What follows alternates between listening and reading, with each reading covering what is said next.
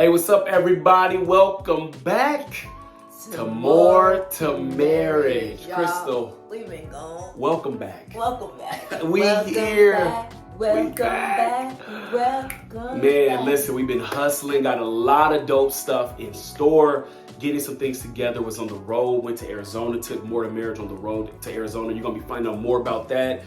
But we're back. We love making these videos, doing these videos with y'all and for y'all. So today we're talking about marital drift. What do we mean by that, Crystal? Listen, y'all, we drift sometimes, okay? But when we entered into marriage, when we said yes at the altar, we did not make a plan that was not that part of the plan. We're going to be close. We're going to have this intimate relationship. We're going to have this awesome experience together for the first 5 years only. And then after that, we're just going to drift apart. Nobody plans for that, okay? Nobody. But here is what we know is true. Just because I believe I'm a good person, I believe I married a good person, so therefore our marriage is going to be good, it's going to work itself out. That is not the truth. Marriage should work, marriage does work, but it takes work. And we got to do it. Hold on, it's a bar. Marriage should work. Hey, marriage does work. Right. Marriage takes work. And we got to do the work. We gotta do the work, okay? Right. Nobody wants to drift. You want that closeness, but here is a quick test to see if your marriage is drifting, and we'll tell you what to do about it. Here's how you know your marriage is drifting. This isn't an exhaustive list, but 3 quick ways, okay? I wrote these down. Your marriage is drifting if your marriage isn't a priority. Woo. Marriage works when it's in first place. Yes. Can't be second, can't be third. You got to put marriage first. Can't be kid-centered marriage, can't be a work-centered marriage, can't be a friend-centered marriage.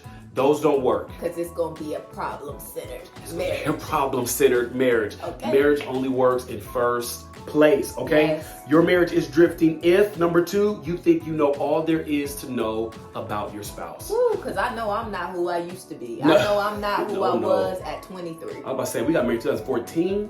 It's 2023. Yes. Child, you way different. Yes, I'm better, right? Way Okay, better, just like wanted to fine check. wine. Okay, but listen, it is a shame, and the quickest way to become stagnant in your marriage is to pigeonhole your spouse and think and assume you know all there is to know about your spouse.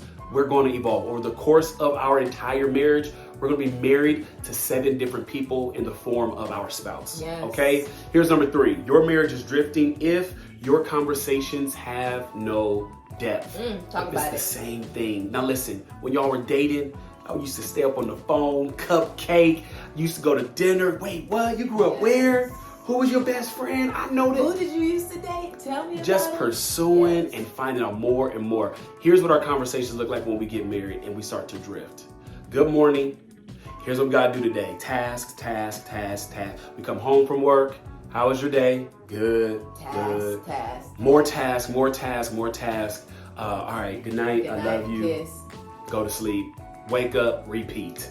Okay? Here's what we need to do though. We need to move from task-centered conversations to emotion-centered conversations. Here's what I mean by that. Task, I'm just thinking about what you have to do, the things you need to get done. Emotional questions in conversations go like this. Hey, what overwhelmed you today? Hey, what stressed you out today?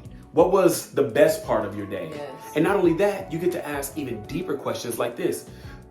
Is there any part of your day that made you feel less than? Yes, or unworthy. I mean, here's why it's important, because you're growing and getting the connectedness and a bond with your spouse, and you're not drifting, you're growing closer. Absolutely. So what do we do? The first thing is this, I wrote them down as well, is to be intentional with your spouse. Set your calendars. Put something on the calendar. You don't have to go anywhere, but just make time for it just to be you and your spouse. Get intentional with them.